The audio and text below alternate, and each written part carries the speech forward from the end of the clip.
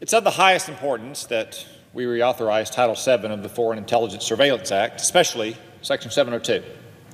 It's one of the best tools we have for detecting and preventing terrorist attacks against our country, and it has a long track record of success. It's one reason, for instance, that Najibullah Zazi today is not a household name, but yet just another bin Laden wannabe sitting behind bars. He was planning to blow up the New York City subway system, but he never got the chance because our intelligence community and law enforcement professionals stopped him in his tracks by information using Section 702 collection. That's how vital this program is, and that's why I'll be voting yes on this legislation. Now, that being said, the bill we're voting on today is not my ideal legislation. If I'd had my way, we'd be voting on a permanent reauthorization with no changes. That was the White House's position when I worked together with the administration and introduced a Section 702 extension bill earlier this summer. And the administration has said all along they wanted a clean and permanent reauthorization.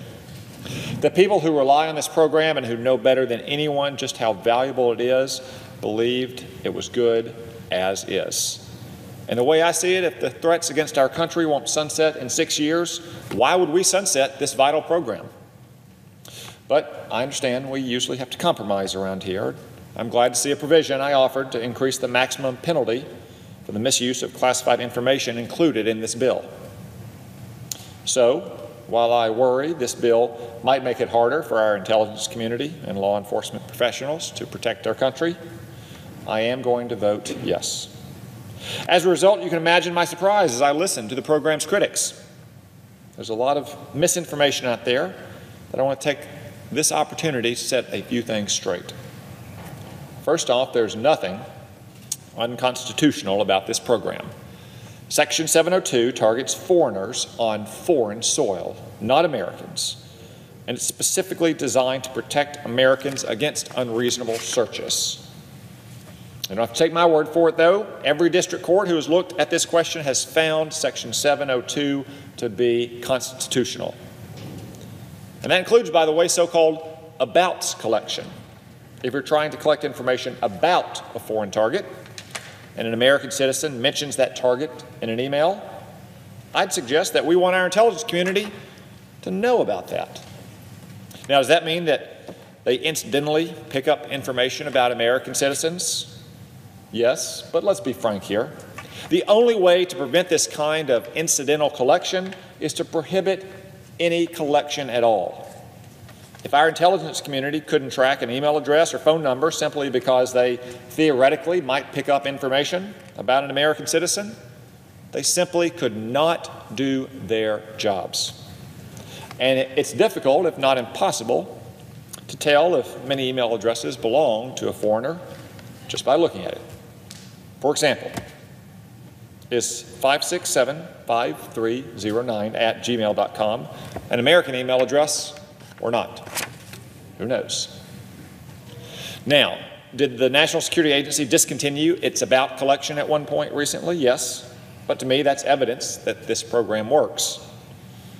Contrary to what its critics would have you believe, the NSA voluntarily ceased collecting information in the name of protecting privacy. The NSA respected the minimization standards imposed by the Foreign Intelligence Surveillance Court. The safeguards worked just like they were supposed to. And this bill says the NSA can continue so-called about collection only once it gets approval from the FISA court and from Congress. So yes, Section 702 has a whole host of safeguards built in to protect Americans' privacy, and this bill adds more still. If the FBI wants to review information collected under 702 on a U.S. person for a criminal investigation that's not related to national security or foreign intelligence, it has to get a court order based on probable cause, even though the Constitution does not require that. Or if the FBI wants to query 702 information, it can do so only under FISA court-approved guidelines. And finally, just to make sure the FBI is following the law, this bill requires the DOJ Inspector General to check up on the FBI's compliance and report back to Congress. Finally, the critics say the Attorney General can just sneak past all these safeguards by designating an investigation into a domestic crime related to national security or a transnational crime. But that ignores the layers upon layers of oversight we have in place to prevent just that kind of abuse. Not only the DOJ Inspector General, but the FISA Court and Congress will continue watching the FBI's use of this program and keeping guard against such misuse. So I have to say I find the critics' arguments to be wholly without foundation. Section 702 is constitutional and strikes a pretty good balance between security and privacy.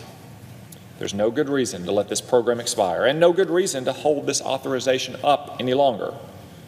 Let's remember, after all, that last year there were 2 terrorist attacks against New York City within 6 weeks, not to mention a Christmas Eve plot against Pier 39 in San Francisco that was disrupted.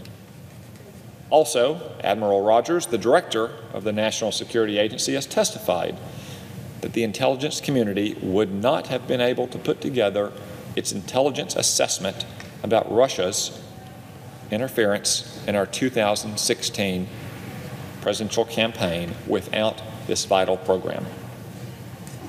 We face a lot of threats. Terrorism, spying, nuclear proliferation are just a few. They aren't going away anytime soon, and neither is the Russian threat of meddling in our politics either. So it's past time that we give this tool back to our intelligence community so they can continue the hard work of keeping our country safe. Mr. President, I yield the floor.